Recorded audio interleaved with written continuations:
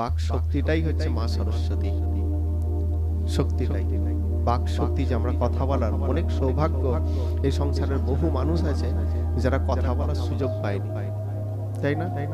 কথা বলার সুযোগ পায়নি, তাদের জিহ্বা আছে, সব কিছু আছে, কিন্তু বাকযন্ত্রের কিছু একটা ভগবান গন্ডগোল করে দিয়েছেন, যার জন্য তারা কথা বলতে পারেনি, ইশারাতে তাদের কাজ চলে। তাহলে আমাদেরকে সুন্দর একটা জিহ্বা এবং বাক শক্তি প্রদান করেছেন ভগবান। সেই শক্তিটা কিসে প্রদান করা উচিত? সেই শক্তিটা অবশ্যই ভালো কিছু ক্ষেত্রে প্রয়োগ করা উচিত। ভালো কথা, ভালো প্রবেশন বা এইরকম কিছু ধরনের ক্ষেত্রে ব্যবহার করা। ভগবানের নাম সংকীর্তন, তার গুণকীর্তন, মূলত তার গুণকীর্তন। তার গুণের অভাব আছে? অভাবই নেই, কিন্তু তার সত্ত্বেও আমরা সারাটা জীবনে তার গুণগান কটা করি?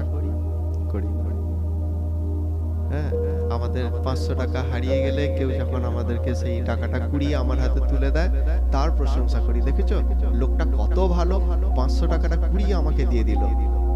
এটা তো অবশ্যই প্রশংসা করতে হবে, কারণ তিনি প্রশংসনীয়, প্রশংসার যোগ্য।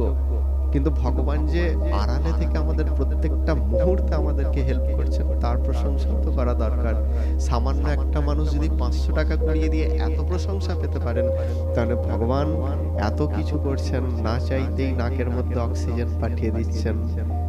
হ্যাঁ, আমরা শীতকালে 1 ঘন্টা লেটে ঘুম থেকে উঠছি, কিন্তু তিনি জগৎকে আলোকিত করার জন্য ঠিক টাইমে সূর্যকে পাঠিয়ে দিচ্ছেন। তাহলে তার প্রশংসা কতবার করেছি সারাটা জীবনে? সময় নেই। এটাই হচ্ছে আমাদের অধঃপতনের কারণ, আমাদের সেই সময়টা নেই। আমরা লোকে, হ্যাঁ সত্যিই তাই, আমাদের সেটা সময় হয় না। কিন্তু একদম না, প্রভু তুমি অনেক দিয়েছো আমাকে, কি দাওনি?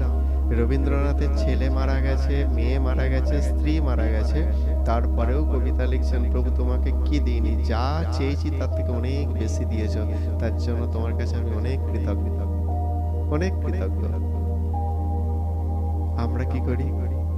আমাদের জীবনে এরকম হলে আমরা সন্ধ্যা দেওয়াটাই তুলে দিই, ভগবান আমার কি ক্ষতি করে দিল। কিন্তু মহাত্মাদের চরিত্র তো এমনই, তারা ঠিক বুঝতে পারেন।